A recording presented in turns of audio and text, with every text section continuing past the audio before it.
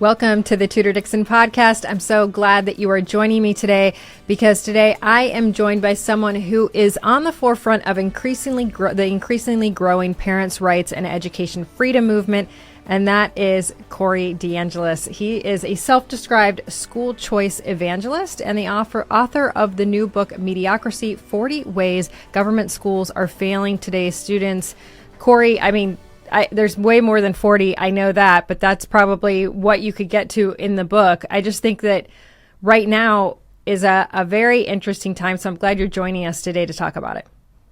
Yeah, thank you so much. Yeah, we really had to whittle it down to 40 because it came out on the 40th anniversary of the Nation at Risk report, talking about a rising tide of mediocrity in the government school system back in 1983. And we're still seeing a lot of the same problems and even more of the problems when it comes to the curriculum misalignment with the leftist indoctrination in the classroom. So things haven't gotten any better. In some ways have gotten worse, and we're spending more and more money than ever. Well, obviously, we came out of the pandemic. The pandemic was devastating to our kids, but really the question that people have now is, was it necessary to have kids out of school as long as they were out of school? You have a lot of interesting conversations going back between the school or the teachers union president, Randi Weingarten, and the media who, and even on Twitter, when she's saying, I wanted kids to go back to school, she was the driving force in kids staying home from school. I remember teachers writing out their obituaries, and she was saying, these teachers aren't going to make it through, even though they were the first to get vaccinated. And if you are on that side of the aisle, then you believe that was the gift of life. So how come it was that they had to stay home, even though they were put in some cases, in the state of Michigan, they were vaccinated at the same time as the elderly were vaccinated? Yeah, look, Randi Weingarten and the teachers unions held children's education hostage to secure multiple multi-billion-dollar ransom payments from taxpayers. It wasn't just that they knew that they could keep their jobs while and keeping the funding going to the government school system while not having to show up to work each day like every other industry. It was worse than that. They knew that if they kept the schools closed, they could use that as leverage as to why they needed even more money pumped into the government school system. In Detroit, for example, they now spend over $20,000 per student per year with all of this so-called COVID relief funding that was pumped into the schools. It wasn't associated with the higher likelihood of reopening the institutions. And it's all because the incentives are completely backwards in the government school system, where they fail and they're rewarded for it. Every year, for decades now, we've seen that underperforming private and charter schools, they shut down. Underperforming government schools, they just get more and more money, partially because they can say that their failure is because they don't have enough. And we saw that right in front of our eyes with COVID. But I'm kind of happy in one way. There's a silver lining that the teachers unions overplayed their hand and awakened a sleeping giant, which happens to be parents who want more of a say in their kids' education, because they got to see what the heck was going on in the classroom. Parents who thought that their kids were in great public schools, maybe they were A-rated schools, maybe their kids were coming home with high marks on their report card. Well, those same parents started to see another dimension of school quality that I would argue is more important than anything that could be captured by a standardized test, which is whether the school's curriculum aligns with their values. Look, Vodi Bakum said it best. We cannot continue to send our children to Caesar for their education and be surprised when they come home as Romans. Well, in many places, the parents aren't surprised anymore, and that's the good news. And so Randi Weingarten and the teachers unions, they can keep gaslighting about their role in school closures, but we know what happened. Parents saw what was happening to their kids with this so-called remote learning, which was more like remotely learning. We know that the teachers unions lobbied the CDC to keep the schools closed as long as possible.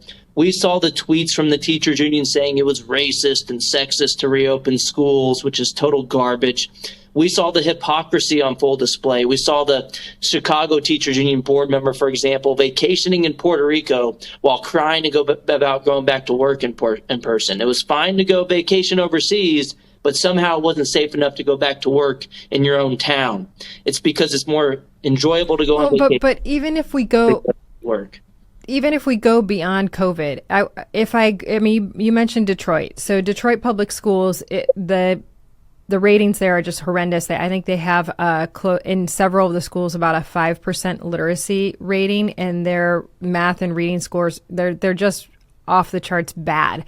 And we know that the teachers union has put a massive amount of money into Democrat campaigns. And so these are people like Gretchen Whitmer. She got a ton of money from teachers unions. These are folks like Joe Biden, who was just endorsed by the teachers union. They slobbered all over Joe Biden. And I think about it from a business perspective. If you are the governor, how can you legitimately take money from an organization and you know you are in charge of the fiscal responsibility of the state? You are making sure that you are making good decisions with the taxpayer dollars, but those taxpayer dollars are going into this union, going directly to you, and then you are getting personal power and using none of it to ensure that these kids have a good education. And to the point that Gretchen Whitmer was sued in 2019 by students in the Detroit public school system because they said they were robbed of an education because of her policies. And she allowed that to happen because she has not stepped in to ensure that these schools are actually going to provide an education. And this is on the heels of us just finding out that our 13-year-olds rated the lowest in math scores in decades in the United States. But politicians will gladly take their money and keep them going and support public schools who are not providing a service that has any value whatsoever. How is this possible that you don't have anybody screaming? I mean, journalists claim that they want to be treated like they are coming out with facts, that they are non-biased. How are they not saying this is hurting our most vulnerable communities to force these children into schools that are not giving them an education? Yeah, too many journalists are just biased activists that are another arm of the propaganda machine. And so they're just repeating the leftist narrative to keep the story going that they want to tell, as opposed to just sharing the news and sharing the facts. And politicians in too many places, far too many of them, they care more about power than logic or morality. So that's why we're seeing what we're seeing. I mean, think about the issue of school choice. Think about Randi Weingarten, the teachers unions, the American Federation of Teachers, her union, contributed over 99.9% of their campaign contributions to Democrats in 2022. So it's very lopsided. And so you have something that should be a bipartisan issue. When you look at the polls and the voters, Democrats, Republicans, and independents, the latest nationwide polling shows supermajority support among Republicans, independents, and Democrats for school choice, with 72% support overall. Yet you have Democratic politicians voting to trap kids in failing government schools year after year after year because they're owned by the teachers unions. And that's pretty much the only way to explain it, because if you think about school choice, it's you can make left and right-leaning arguments for it. It's more competition. It's more of a market-based reform. It's giving more freedom to families. But it's also an equalizer, too. The least advantaged have don't have school choice because they're stuck in the worst government schools. The most advantaged already have school choice in the form of living in the nearby the best public schools that are more likely at least to be able to afford private school tuition and fees. So school choice, giving the funding to the families as opposed to the government institutions, is an equalizer. And Democrats support all these other policies where the money goes directly to people and then they can shop around at private alternatives. Think about higher education. You have Pell Grants, taxpayer dollars, that can be used at public or private universities. You have pre-K programs that can be used at any private provider that the family wants to take that funding to, including the federal Head Start program. You think about food stamps. That's a voucher, taxpayer dollars that can be used at private grocery stores directed by the parents. You can keep going on with these examples. Medicaid dollars, they don't have to be used at a residentially assigned government-run hospital. You can use it at private, even religiously affiliated hospitals.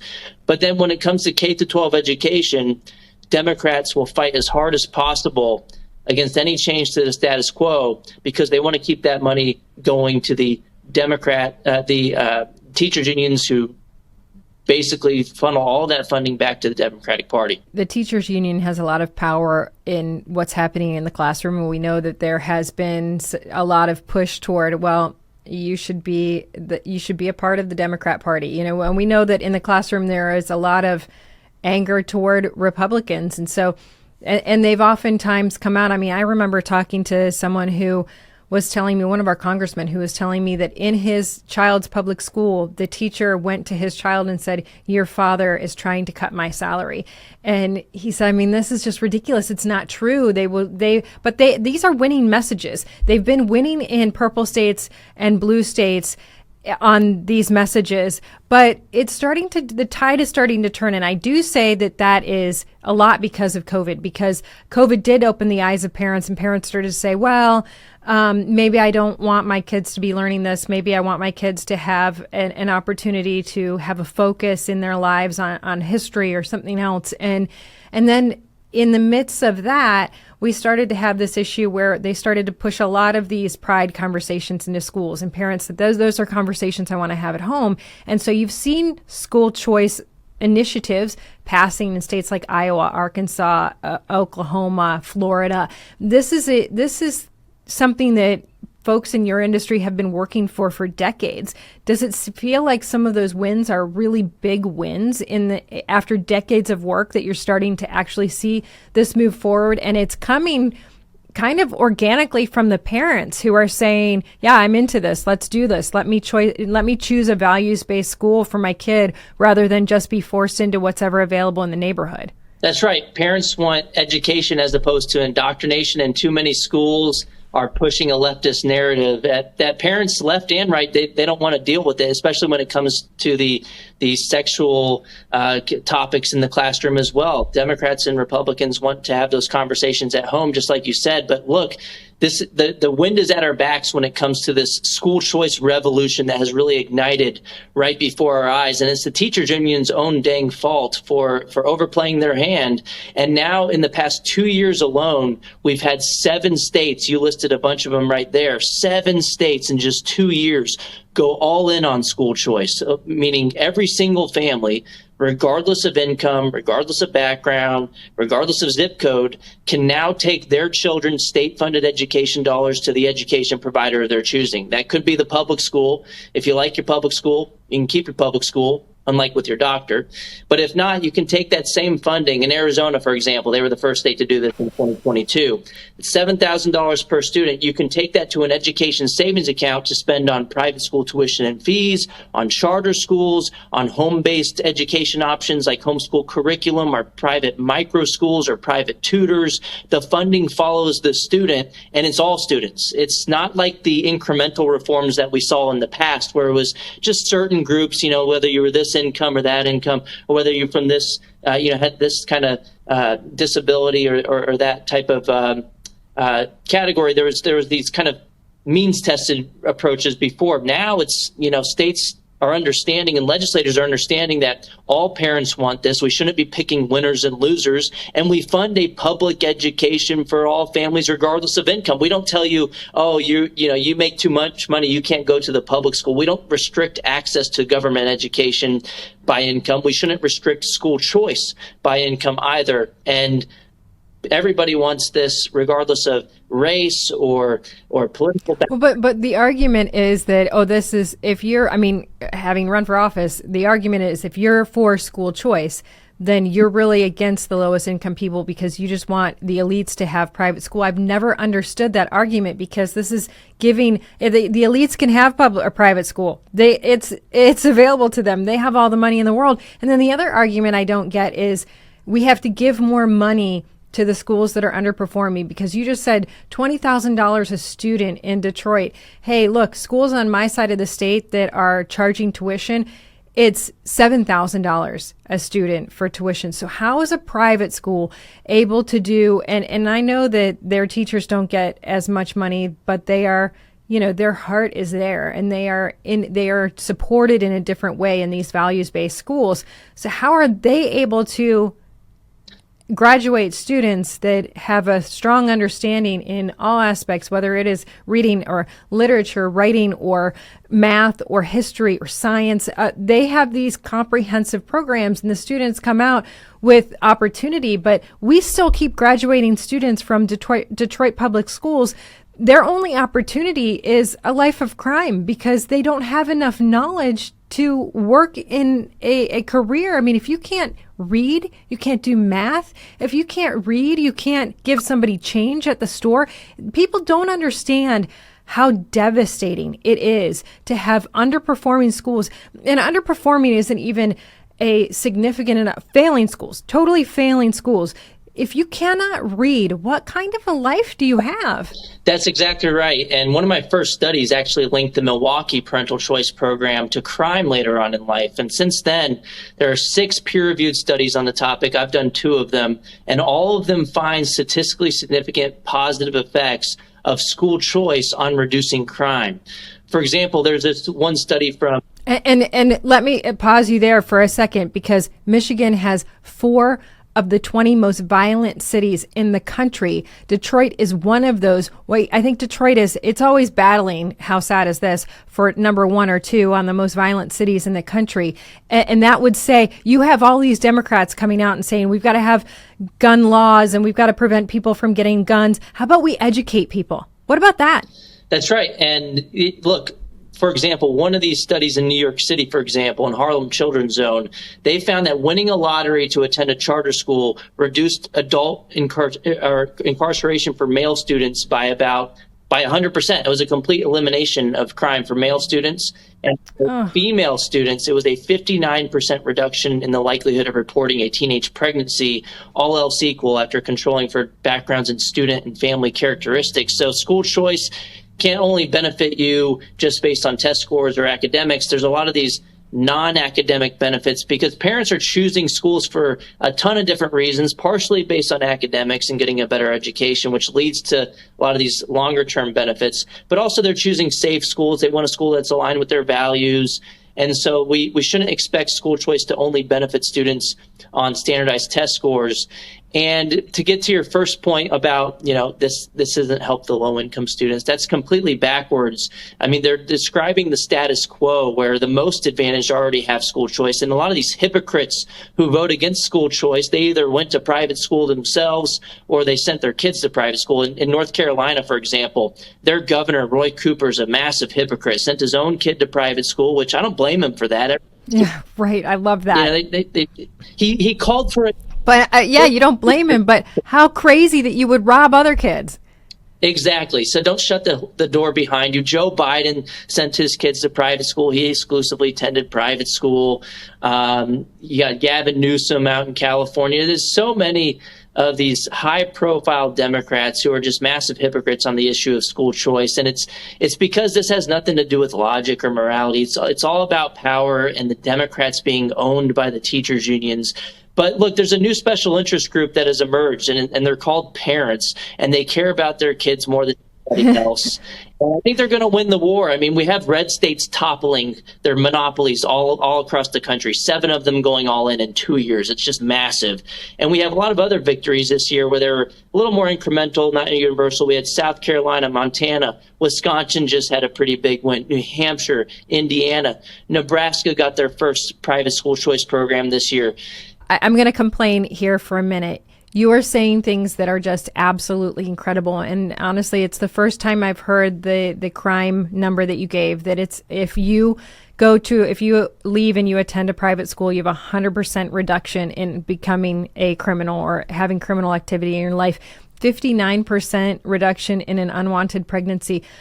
Why do we not hear that? Because I will tell you, I watch what the Democrats do, and they go out and they tell you, we're going to make sure that we reduce gun violence, and they have no plan to reduce gun violence, but they say that the Republicans want guns, and so that's hurting our low-income neighborhoods. We're going to make sure they have access to women's health care because that's hurting these women.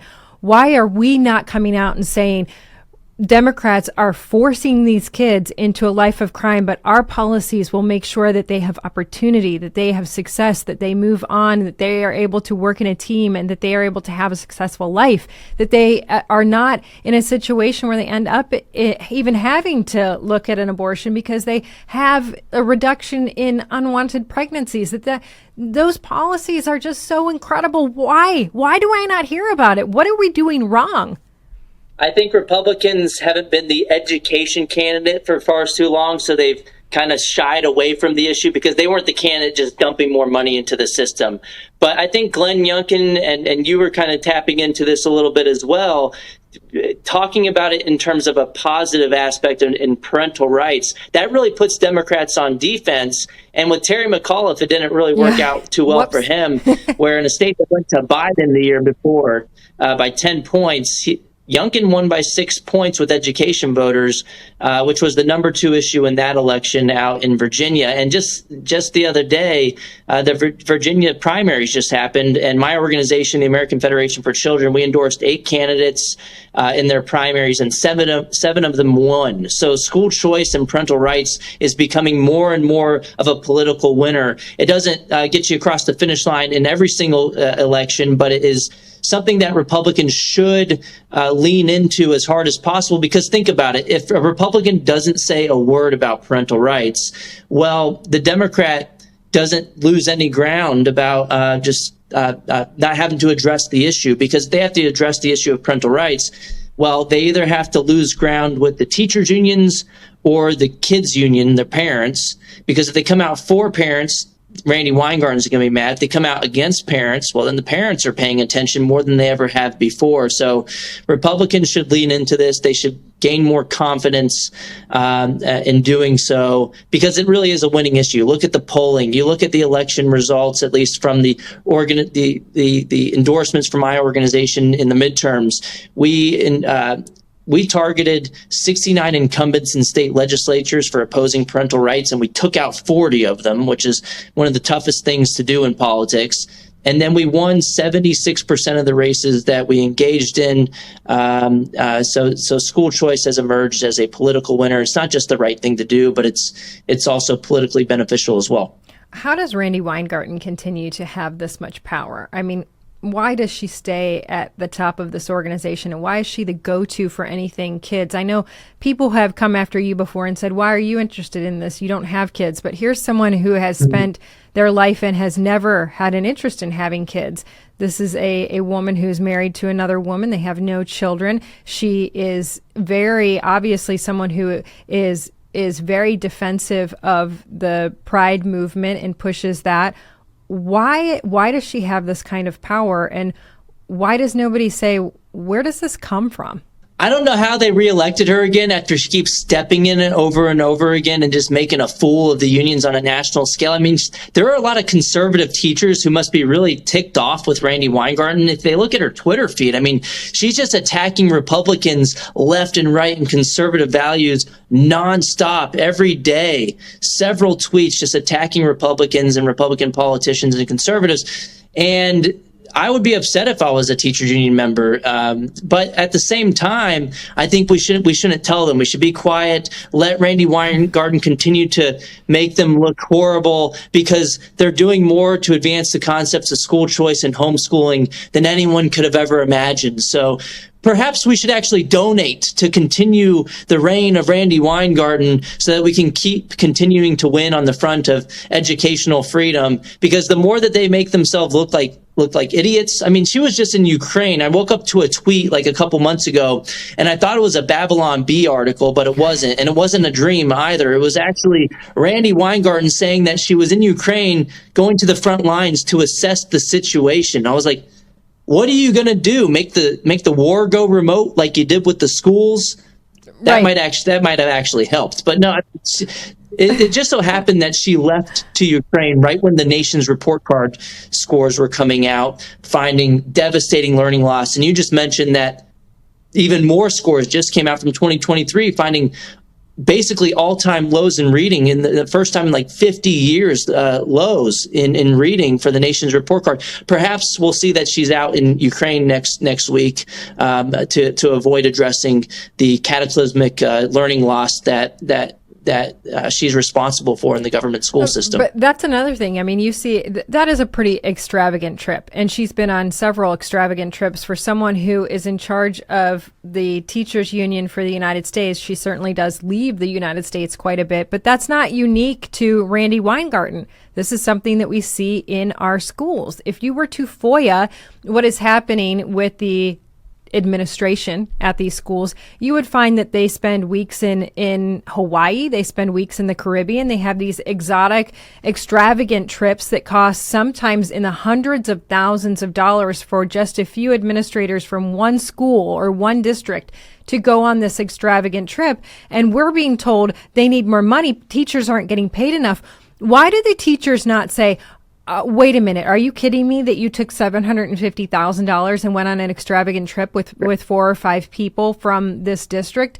And that was pulled out of the system because it's all expensed. It's all taxpayer money. How are people not making a bigger deal out of this? Yeah, look, the government school system has become more of a jobs program for adults, particularly administrators, than an education initiative for kids. And yeah, the teachers should be upset about the policies pushed by people like Randy Weingarten, who make over $500,000 a year. They push for putting more people into the buildings, particularly administrators, which means more dues paying members for all these unions, which means more money to the Democratic campaigns. I mean, it's all part of the same in problem. Michigan, but if you were to just to have it pulled directly from their paychecks, so they don't even see it. It just gets, so those dues are there. Right. That money is there. But I mean, I'm talking about even beyond the money that's going into the union. Money that goes into the schools is being used nefariously. It's being used for vacations. I mean, in some schools, the teachers even are allowed to go get plastic surgery on the taxpayer's dime. And how is this possible that we are not saying, okay, wait a minute. We're going to pay the teachers. We're going to get money into the classroom, and we're going to have results. Because I come from the manufacturing world. If I have a product line that is making even 75% good product. But I mean, we're talking about having 5% good product, 95% scrap in the manufacturing world. So 95% of a problem, and they are still getting money in Detroit, and they're spending money on vacations. How can it be? It's because the government schools are not directly accountable to families like charter and private schools are. And so if we had universal school choice, that $20,000 or so in Detroit public schools, if that went directly to parents and they could vote with their feet to different institutions, if they saw that one institution was failing their kids for decades, you think that school would still be open? No, they would rip their kids out, take that scholarship to another institution, probably for less money, that's doing a better job, and you'd have a free market in education. That's how it should work. I mean, just think about it. It's totally ridiculous how you live in one place and you have to shop at one particular K-12 educational institution, and you got to go there. You're residentially assigned there. You have to pay through compulsory property taxes and other tax streams. And if you don't like it, it's basically too bad. You have to move houses, which is extremely costly, especially for low-income families, or pay out of pocket for another provider. We don't do that with anything else. I mean, just imagine if you didn't like your grocery store in your area and it was serving you expired food, and it was giving you food poisoning each week, and it cost a ton of money, and you had to move houses in order to get to a better grocery store. It wouldn't make any sense. Or if you had to pay twice, you had to pay for the poison food while also having to pay for another provider. That doesn't make sense. We don't do that with food stamps either. The funding follows the parent's decision. You're not assigned to a government-run grocery store, and that explains 90% of the problems in the government school today. If parents could choose, you would fix everything from the bottom up organically. Is there a way to start in states like Michigan, for example, where this is not the case? I mean, you can choice within your area. You can go to a different district, but you can't go to a private school. So for states where that's not available, is there a way for parents who are truly very involved and want to see this, is there a way for them to push back on this by choosing a values-based school? Because I think a lot of people think, oh, it's out of my price range, I can't do it. But what I'd like people to hear is that oftentimes these values-based schools are willing to help you. And we have seen in our area, our schools, our private schools are overflowing now. They are actually telling people we have a wait list, we can't get you on. And the public schools are somewhat panicked because they're saying, well, why are all these kids leaving? But isn't that a great way to send them the message, do better? That's right. And the government schools nationwide have lost over 1 million students since pre-pandemic levels. So people are already voting with their feet, and people need to be aware of their options. So look, in Michigan, there aren't any private school choice programs yet, but there is a wide variety of charter schools, and there are classical charter schools as well that parents can choose. So I would look into that. Charter schools have $0 tuition, so they're free, but what that means is there is a lot of wait list a lot of the times at the best schools, but you should still look into that. Also, homeschooling. Yes, there are costs associated with homeschooling, but there's also micro-schooling or pandemic pods that a lot of people were talking about over the past few years, where you essentially economize on the process of homeschooling, get about 10 students together in a household, and you can have a private tutor or have the parents switch off to where it's not as costly as homeschooling, where it's one-on-one and it requires all of your time. If you do this micro-school concept, that could be another option as well to be more economically feasible by banding together with other parents and other students as well. And so those are some of the options, but I would also fight at the Capitol in a peaceful way for school choice bills. Michigan came pretty close, for example, when the Republicans controlled the legislature. The hypocrite Governor Whitmer vetoed that. We were pretty close to overturning it with the signature gathering, but now Democrats are in control of the legislature in Michigan. But so I think one of the best solutions is to try to live in a red state, or to turn your blue state into a red state. And one way to get there, we are a purple state. We became blue, but I always encourage people stay so that we can go back. And one way to get there is for Republicans to lean into school choice and parental rights as a political winner. The more that they do that, the more that Democrats will either have to defect on the issue, and maybe you'll get some more bipartisan support to pass these policies in purplish or blue states or red states. But if not, they should lose elections on the issue because school choice is such a popular issue, and perhaps the blue or purple will turn back into red on the issue of education freedom. So that's a couple ways to get there.